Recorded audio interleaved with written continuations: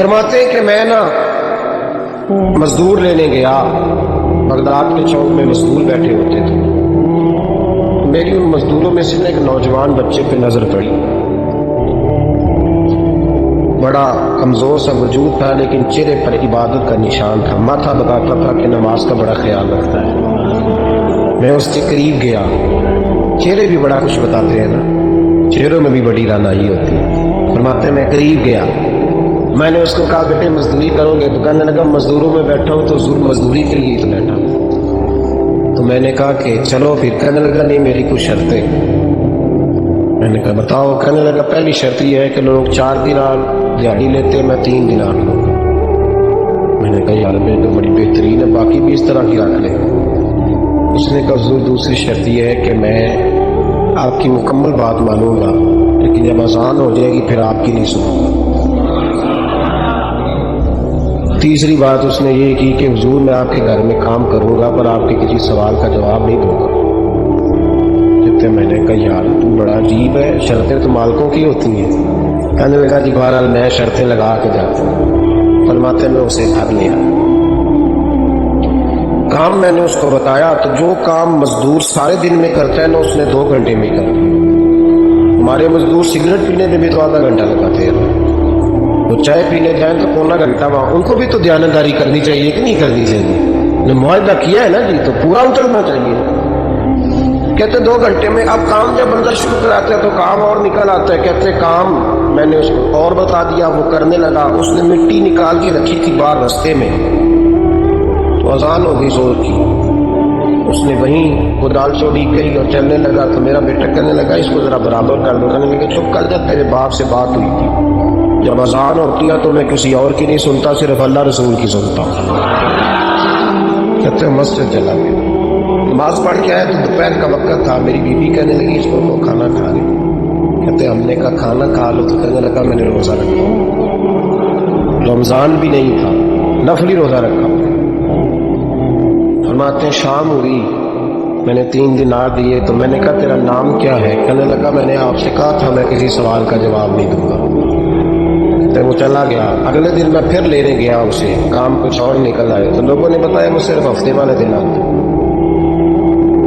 میں نے کہا کیوں؟ کہنے لگے جی وہ کہتا ہے میرا ہفتے کا خرچہ 3 دینار ہے، جب 3 دینار کما لیتا ہوں تو باقی سارا ٹائم اللہ رسول کی ذکر میں گزار دیا کرتا ہوں۔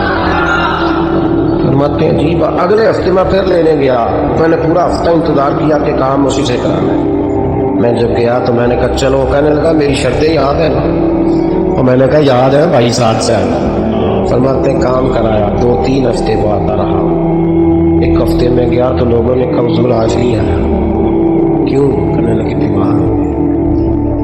کہاں گھر ہے؟ کہنے لگے بغداد کے قبرستان کے پیچھے جو کچی آبادی ہے اس میں رہتا ہے۔ فرماتے میں گیا، دروازے پہ دستک دی تو کہنے لگا حضور آپ ہیں؟ دروازہ کھلا ہے، آ جائیے۔ فرماتے ہیں میں اندر گیا تو میں نے کہا تمہیں کیسے پتا چلا میں آیا ہوں؟ کہنے لگا حضور اللہ والے ہو، آپ نہیں آنا تھا، ورنہ امیر تو غریبوں کا پتہ لینے کوئی نہیں آتے۔ کہتے میں قریب گیا تو کہنے لگا میں آپ کا انتظار کر رہا تھا، تیز بخار ہے، تپ رہا۔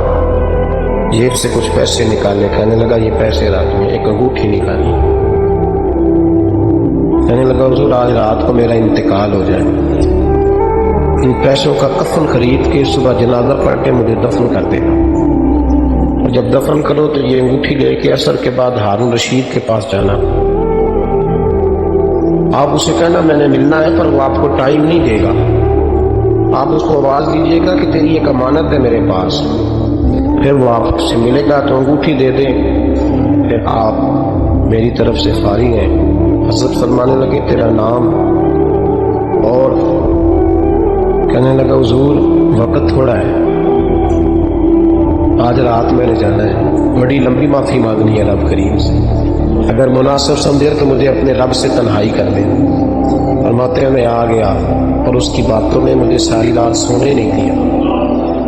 فرماتے صبح بڑی مشکل سے سورج نکلا، میں گیا دروازے پہ ہاتھ رکھا تو دروازہ کھلا ہوا تھا، اندر داخل ہوا تو خوشبوئیں میرا استقبال کر رہی تھی، جب چہرے سے کپڑا ہٹایا تو اس کا تو انتقال ہو چکا، انتقال ہو چکا، ایسے جیسے کسی کا دیدار کر کے سویا۔ کہتے میں تو 2 آدمی لے گیا تھا جنازے میں، اور پتہ نہیں دنیا کدھر کدھر سے آئی، کہاں کہاں سے جدو میٹیاں زمانہ مینو روے گا، اپنا تے اپنا بیگانہ مینو روے گا۔ فرماتے ہیں میں تو 2 بندے لے گیا تھا، پر پتہ نہیں مخلوق کہاں کہاں سے آئی۔ جنازہ پڑا، دفن کیا۔ ہارون رشید کے پاس میں عصر کے بعد گیا، میں نے بلانا چاہا پر بادشاہ کا میری طرف دیکھا ہی نہیں۔ میں نے اس کو کہا تیری ایک امانت میرے پاس ہے۔ فرماتے ہیں مجھے کونے پہ لے گیا، کیا بات ہے، کمرے میں بلایا، میں نے انگوٹھی دی۔ ہارون رشید تو چیخے مارنے لگا، کہنے لگا انگوٹھی والا کہاں ہے؟ میں نے کہا وہ تو انتقال کر گیا۔ کہنے لگا مجھے قبر پہ لے جا۔ کہتے میں قبر پہ لایا تو وہ لیٹ گیا، تڑپ کے رونے لگا۔ میں نے کہا میرا کلیجہ پھٹ جائے گا، نہ اس نے کچھ بتایا نہ تو نے بتایا، یہ کون تھا؟ ہارون رشید کہنے لگا یہ میرا بیٹا تھا۔ میں نے کہا تیرا بیٹا اور مزدور؟ کہنے لگا حضور یہ حضرت داؤد تائی کے پاس بیٹھا کرتا تھا، ان کا مرید تھا، مجھے روز کہتا تھا ابا تو نے بڑی دنیا اکٹھی کر لی ہے، مرتے وقت تجھ سے ٹانگیں سمیٹی نہیں جائیں گی، اتنا حساب نہیں تو دے سکے گا۔ میں اس کو سمجھا دیتا، اس کی اماں سمجھا دیتی۔ یہ روز ہمیں کہتا چھوڑ دو، آ جاؤ اللہ رسول کی بارگاہ میں جھک جائیں۔ ہم سب ایک دن یہ چلا گیا، کہنے لگا پھر تمہارا راستہ اور ہے اور میرا راستہ اور ہے۔ یہ سونے کی انگوٹھی غلطی سے اس کے پاس رہ گئی، غلطی سے ہیرے کی انگوٹھی چلی گئی۔ کہنے لگا دیکھو میرے بیٹے نے آج وہ بھی واپس کر دی ہے۔ پھر تڑپ کے کہنے لگا ہارون رشید تھا تو یہ میرا بیٹا، پر میرا مرشد نکلا، میرا پیر نکلا۔ بھائی زندگی تو بڑی تھوڑی ہے نا۔ بابا صاحب نے کہا تھا اٹھ فریدہ ستیا، اور داڑھی آ گیا پور، اگا نیڑے آ گئے، پچھا رہ گیا دور۔ اٹھ فریدہ ستیا، خلقت ویکھن جا، متے کوئی مل گئی بخشیا تے تو نہیں بخشیا جا۔ اٹھ فریدہ ستیا، جھاڑو دے مسیت، تو ستے رب جاگدا، تیری ڈاڈے نال پرید۔ میرا رب ہمیں بھی اپنی بارگاہ میں قبول فرما۔